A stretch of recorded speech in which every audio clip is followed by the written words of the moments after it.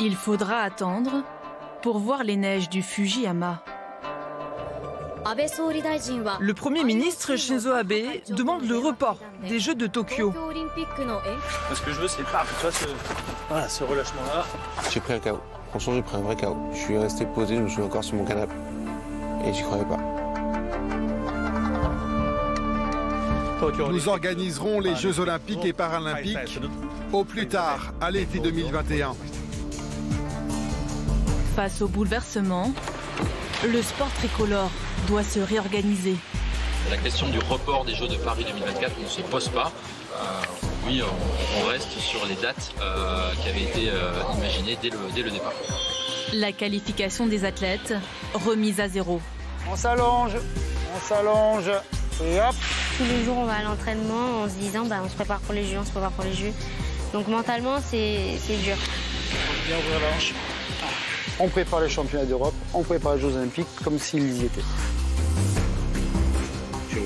Je suis sûr que ce que nous allons offrir, ce sont de nouveaux jeux adaptés à un monde post-corona.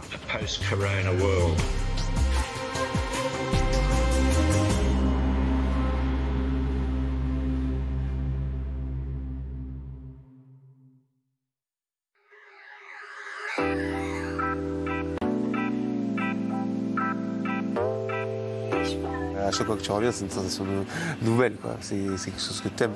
Refaire sa ceinture, remonter sur un tapis, refaire un salut. Je suis arrivé direct, j'ai vu Christophe, je lui ai saisi la manche. Calme-toi. Allez. Difficile de rester calme quand on a été privé de JO et de dojo. À 33 ans, Axel Clerget est comme un gamin, surexcité de retrouver son judo après des mois de confinement. Non. Doucement. Calme-toi. C'est horrible. Je peux pas faire une fois, je me lâche et après on reprend en calme. Non. Les athlètes n'ont pas arrêté de s'entraîner. Le travail spécifique, vous voyez, par exemple, travail musculaire des avant-bras, des doigts, ça c'est des choses qu'ils n'ont pas pu travailler avec la prise du kimono. Donc oui, on y va crescendo. Doucement. J'avais trop envie. Je laissais finir, c'était trop longtemps. Ce que je veux un peu plus, c'est ça. Donc là, tu le fais en tirant. Ce que je veux, c'est saisie, clac. Ok. C'est frustrant en fait. Ah oui, je sais que ce qu'on fait, c'est faux. C'est bien que c'est frustrant. Pas trop haut, ni trop vite, ni trop fort. Le médaillé de bronze au championnat du monde piaffe d'impatience. Debout, à l'attaque, mais d'abord au tapis, après le report des Jeux de Tokyo. C'est un gros choc, alors que beaucoup de personnes s'y attendaient.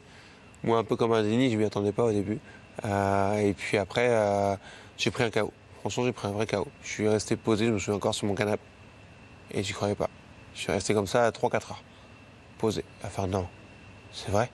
En gros, tout mon monde actuel, ce pourquoi j'agis tous les jours, tous les matins, et tout ce que je mets en place pour réussir vers un objectif, s'est effondré. Et là, tu fais waouh, qu'est-ce que je vais faire? Ça fait bizarre, tu prends une grosse claque. C'est comme si on faisait un marathon, et au moment où tu es plus loin de l'arrivée, on te dit, en fait, non, c'est pas à 42 qu'il faut faire, c'est 65. Et là, forcément, il faut changer ta méthode, il faut tout de suite peut-être diminuer l'allure. Et il y en a certains qui seront encore meilleurs au 65e km, qui vont en doubler d'autres, et il y en a qui vont exploser. Et donc, il ne faut surtout pas être dans cela.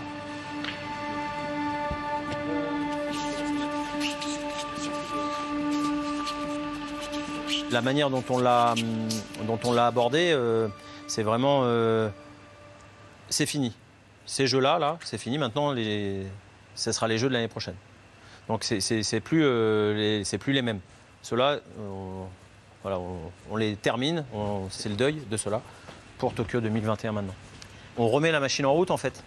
La machine à avancer, la machine à apprendre pour tout simplement que ça serve en fait.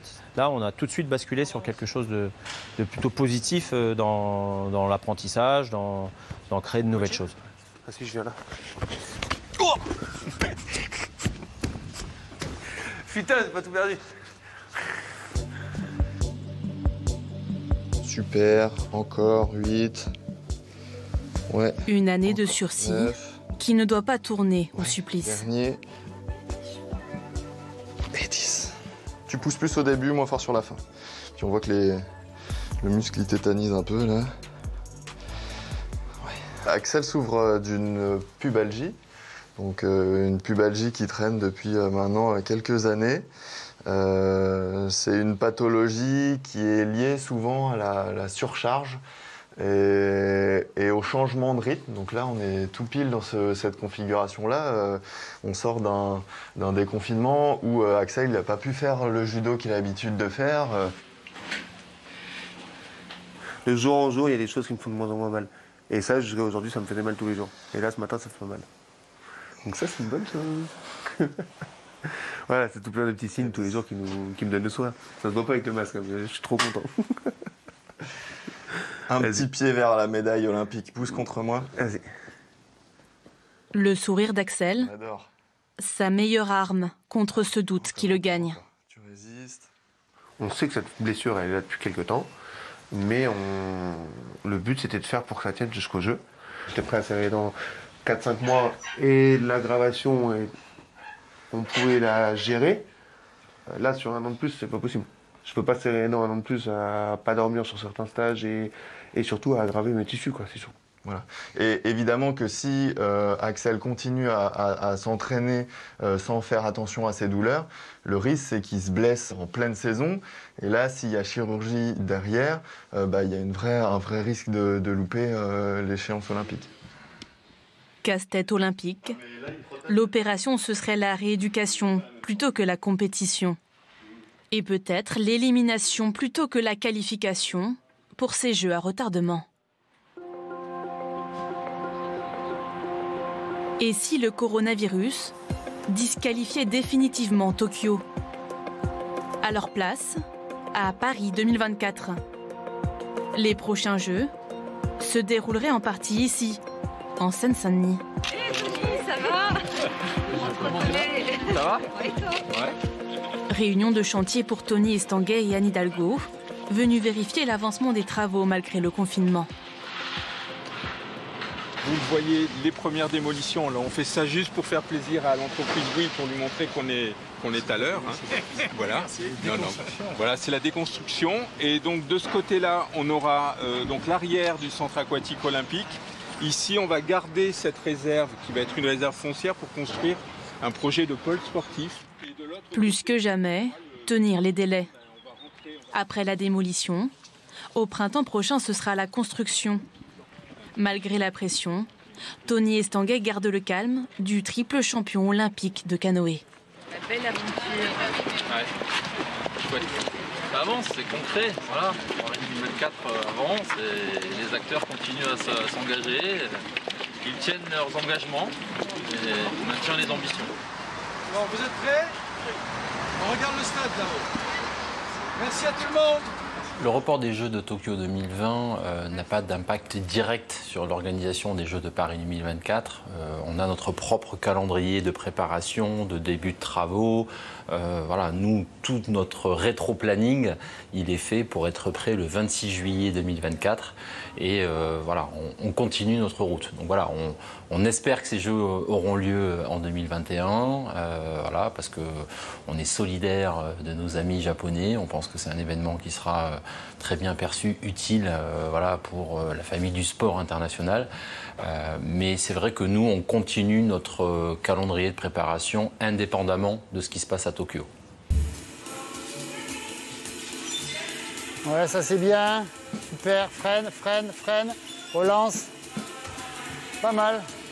Le sport français se prépare à toute éventualité. Alizé, tu vas ou pas? À Saint-Étienne, les gymnastes doivent retrouver leur marque. Allez, comme ce matin. On s'allonge. Et hop. Ouh, c'était tôt la sortie, hein. Un petit peu pressé, Mélanie, là. C'est de retrouver la rythmique du shoot, là. Il n'était pas là. Pour Mélanie de Jesus dos Santos, la reprise est un peu frustrante. Quand elle est comme ça, il faut être calme. Justement pour apaiser la tempête, pour faire la balance avec elle. revient du confinement. Je suis restée un peu plus longtemps chez moi par rapport à d'habitude. Donc je me suis moins entraînée, donc physiquement j'ai un peu perdu, mais ça revient. Je pense qu'elle a vraiment envie de réussir sa saison parce qu'elle est fière et parce qu'elle a envie de porter haut les couleurs de la France et puis de mettre son nom dans l'histoire de la gym française. Elle a déjà marqué au niveau européen, maintenant il faut enfoncer le clou au niveau mondial et olympique, ce serait bien. En plus, là on a la possibilité. Ok, c'est mieux pour la sortie. À 20 ans, Mélanie est déjà double championne d'Europe, 5e au championnat du monde. Elle avait tout misé sur des JO l'été dernier, mais il faut tout recommencer, refaire ses preuves dans un sport où les carrières sont courtes. C'était un peu dur parce qu'on s'est dit qu'il va falloir refaire une année olympique et c'est quand même compliqué physiquement, mais surtout mentalement. Se remettre dans une bulle et de se dire, il faut rester focus encore un an de plus. Ça demande beaucoup de concentration. Tous les jours, on va à l'entraînement en se disant, on se prépare pour les Jeux, on se prépare pour les Jeux. Donc mentalement, c'est dur. Un peu de vigilance, d'accord, parce qu'on n'a plus l'habitude, les articulations, surtout quand on fait de l'acrobatie. On prépare les championnats d'Europe, on prépare les Jeux Olympiques comme s'ils y étaient. Mais dans notre fort intérieur, on sait que peut-être que demain ce sera annulé ou reporté. C'est une situation qui est nouvelle et on se rend compte qu'on ne peut plus aborder les choses comme avant, puisqu'on est dans une incertitude permanente. Et donc on vit un petit peu au jour le jour et ça nous remet en cause, nous, et puis les athlètes. Et ça, c'est un autre challenge. Hop, hop, voilà, ça c'est bien. Les JO, le rêve d'une vie pour cette Martiniquaise. À l'âge de 12 ans, elle abandonne les siens, son île natale, direction Saint-Étienne. Pour affronter cette nouvelle année olympique, elle quitte sa famille d'accueil et emménage dans son propre appartement. Madame, la piste à vivre, la cuisine et le salon. C'est beau? Merci. 4 gymnastes, 4 copines prêtes à partir pour le Japon, défendre les couleurs de la France. Il y a 4 ans, elle regardait les Jeux de Rio à la télévision, admiratrice des Américaines, championnes olympiques en titre. Pour aller les défier, elles doivent encore se qualifier.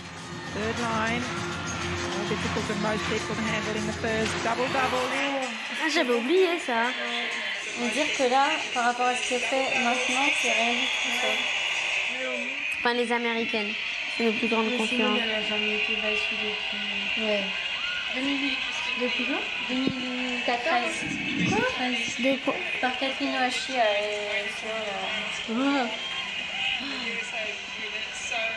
C'est bizarre en fait de dire qu'on est là en train de regarder les Jeux alors que normalement on était censé y être. Ça me donne la chance. Ça donne envie et ça représente toute une année de préparation. Puis c'est pour ça qu'on est toutes là, je pense. Sinon, on n'aurait pas choisi cette vie. Des sacrifices pour ça. Au final, ça ne dure pas très longtemps en plus. Une vie de sacrifice, alors que les Jeux pourraient être annulés si la pandémie n'est pas maîtrisée. En temps de paix, ce serait une première dans l'histoire des Jeux olympiques modernes. Seules les guerres mondiales ont annulé les Jeux en 1916 à Berlin et en 1940 à Tokyo, déjà. Ceux de 1944, à Londres, sont reportés de 4 ans, le temps que la ville se reconstruise après le conflit. Des rendez-vous rares dans l'histoire d'une nation. À Paris, la dernière édition, c'était il y a presque 100 ans, en 1924, dans ce stade à Colombes. 8e Olympia, Paris. Il y avait l'athlétisme, il y avait le tennis sur les stades annexes, il y avait l'équitation aussi, il y a eu un match de rugby ici, il y avait le village olympique ici aussi, c'est-à-dire que c'était le premier village olympique de l'histoire des Jeux. Il n'y avait pas de village olympique avant. L'événement, presque confidentiel en 1924, est aujourd'hui devenue une grande fête planétaire. 11 000 athlètes, 25 000 officiels et médias et plusieurs centaines de milliers de spectateurs. Si les prochains Jeux n'avaient pas lieu, le monde du sport et ses institutions pourraient être touchés par une crise sans précédent. On se prépare à des procès et en cascade. Les sponsors n'auront pas eu ce qu'ils ont eu, les télévisions n'ont pas eu ce qu'ils devaient avoir, et donc il va y avoir des procès en chaîne. Et si les Jeux sont annulés, le CIO n'aura pas l'argent qu'il prévoyait. Aujourd'hui, il y a des fédérations qui dépendent de 96% de l'argent qu'ils reçoivent du CIO. S'ils ne reçoivent rien, c'est la catastrophe. Il y en a plusieurs qui vont mettre la clé sous la porte. Je ne parle pas de l'athlétisme, du football, du rugby, mais bon, l'haltérophilie, le pentathlon moderne, tout ça, s'ils n'ont pas l'argent des Jeux Olympiques, c'est catastrophique.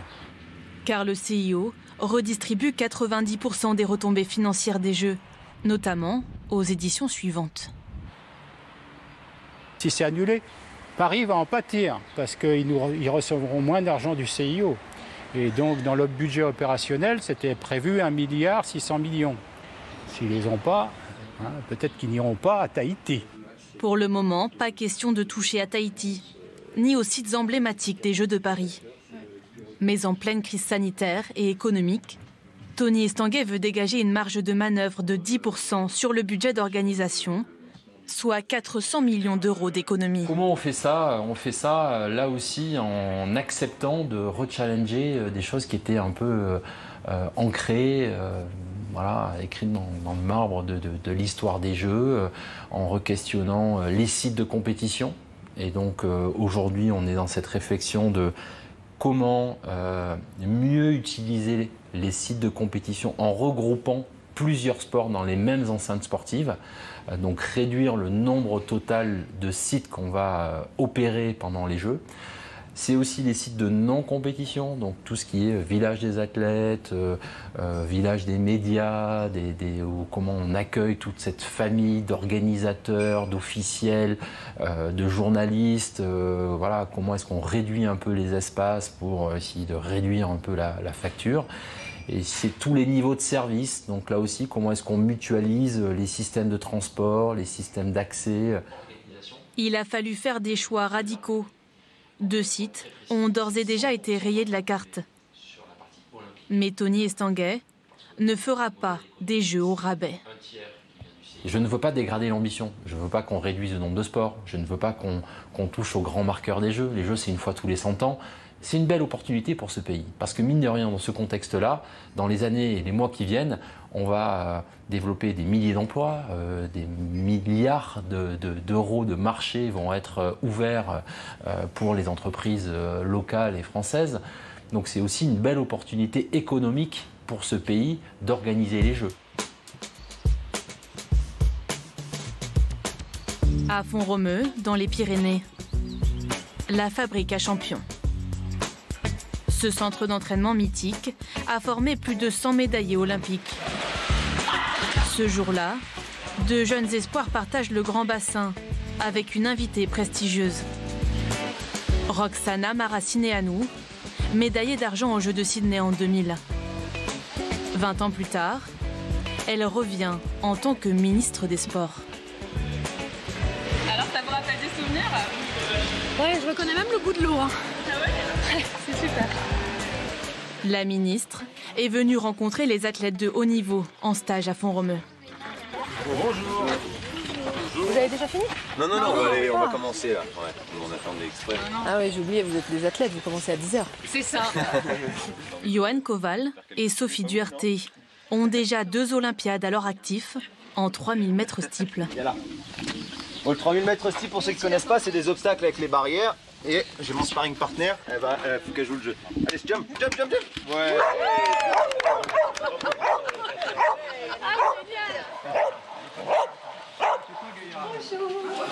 Madame la ministre. La visite de la ministre, il l'attendait avec impatience pour lever quelques doutes sur la qualification des athlètes au JO de Tokyo. Je me demande comment ça va se passer l'an prochain pour si les Jeux ont lieu, comment on va se sélectionner aux Jeux, sur quels critères, est-ce que est-ce que vous avez des relations avec le CIO pour pouvoir juger des minima, des systèmes de ranking, des choses comme ça? Le CIO nous a indiqué, c'est que les quotas qui ont été ouverts grâce à des sélections restent ouverts pour les pays. Maintenant, c'est à la main des pays et des fédérations de savoir qui ils mettent sur ces quotas-là. J'ai passé quand même une instruction de dire respectons d'une part la santé physique des athlètes, c'est la santé avant tout, c'est pas l'événement ou la compétition qui doit reprendre pour des raisons économiques à tout prix. Derrière sa santé psychologique, et sa santé psychologique ça passe aussi par faut pas que je sois dans un état de stress, est-ce que je vais être prêt, pas prêt, est-ce que je vais me qualifier, pas me qualifier. S'ils peuvent être tranquilles parce qu'ils sont déjà qualifiés et se préparer tranquillement pour l'échéance, je pense que c'est de nature à favoriser un meilleur résultat en fait, pas de les mettre en concurrence jusqu'au dernier moment. Face aux obstacles, pas toujours simple de garder son équilibre. Axel Clerget a augmenté les séances chez sa psychologue. Désormais, il la voit une fois toutes les 2 semaines. Bonjour Axel, ça va? Ça va toi? Oui, ça va. Tu te désinfectes ou pas? Ouais. Comment ça se passe, là, ta blessure et tout là, ça se passe bien, franchement, de mieux en mieux. Ouais. Meriem Salmi s'occupe d'une dizaine de sportifs médaillables à Tokyo. Axel, mais aussi Teddy Riner, le décuple champion du monde. Il y a 15 mois de plus, hein. C'est pas juste un an. 15 mois, dans l'absolu, c'est pas grand-chose, en fait, si on réfléchit bien. Parce que même à 5 mois des Jeux, c'est ça qui est terrible dans notre monde, c'est que même à 5 mois des Jeux, en étant prêt, on n'est même pas sûr de gagner. Donc, non, c'est concret. Voilà, on a 15 mois pour être encore meilleur et être encore plus fort. C'est une opportunité pour être encore meilleur. Réfléchir plus globalement à sa vie, apprendre à relativiser. La méthode paraît simple, elle est pourtant essentielle pour la santé mentale des sportifs. C'est une identité, le sport. Hein. C'est ce qui remplit leur vie, c'est ce qui construit leurs objectifs, leurs rêves, leurs projets. Donc tout est construit en fonction de leur activité sportive, comme nous, tout est construit en fonction de notre métier. Donc du coup, quand tout s'arrête, parce que là, tout s'est arrêté, évidemment, ça peut faire un choc. Et là, il va falloir être vigilant pour certains sur les états de stress post-traumatique. Comme on ne sait pas à quel moment les compétitions vont véritablement reprendre, on sait rien. Donc c'est toutes ces zones floues, complètement floues, qu'il faut arriver à travailler pour les accepter et dire c'est comme ça. Il faut savoir s'adapter. Si on n'accepte pas cette réalité, si on veut se mesurer à la réalité, on va s'effondrer. Voilà, place bien les bras, place bien tes bras. Très haute sur les demi-pointes, tes filles, très très haute. Voilà. Voilà, là, l'axe c'était très bien, bassin très bien, épaule très bien.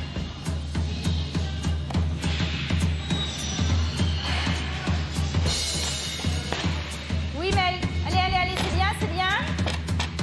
Voilà, ça c'est bien l'enchaînement. À Saint-Étienne, Mélanie a accepté cette réalité et tiré un trait pour de bon sur Tokyo 2020. Je dirais que j'étais prête pour les Jeux, mais après, je me suis dit que bon, finalement, peut-être que, je sais pas, mais peut-être que j'étais pas assez mature, peut-être, pour arriver aux Jeux, avoir un objectif. L'objectif, c'était d'être sur la boîte, d'être sur le podium. Depuis, Mélanie a tellement gagné en maturité qu'elle profite même du report des Jeux pour se lancer un nouveau défi.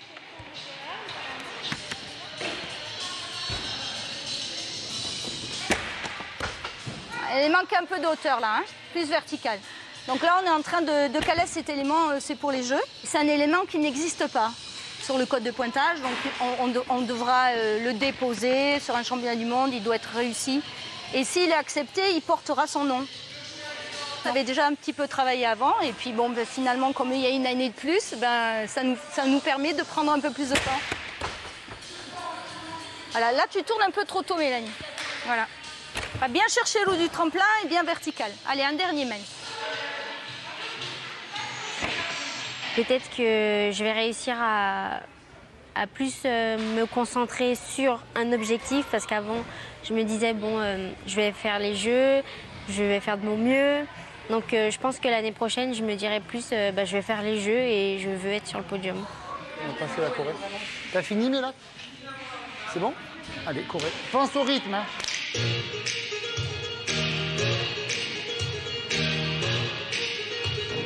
Monter sur le podium, l'objectif des 360 Français dans leur longue marche vers les Jeux de Tokyo. Il reste encore 9 mois pour se perfectionner et devenir champion ou championne olympique, si tout va bien.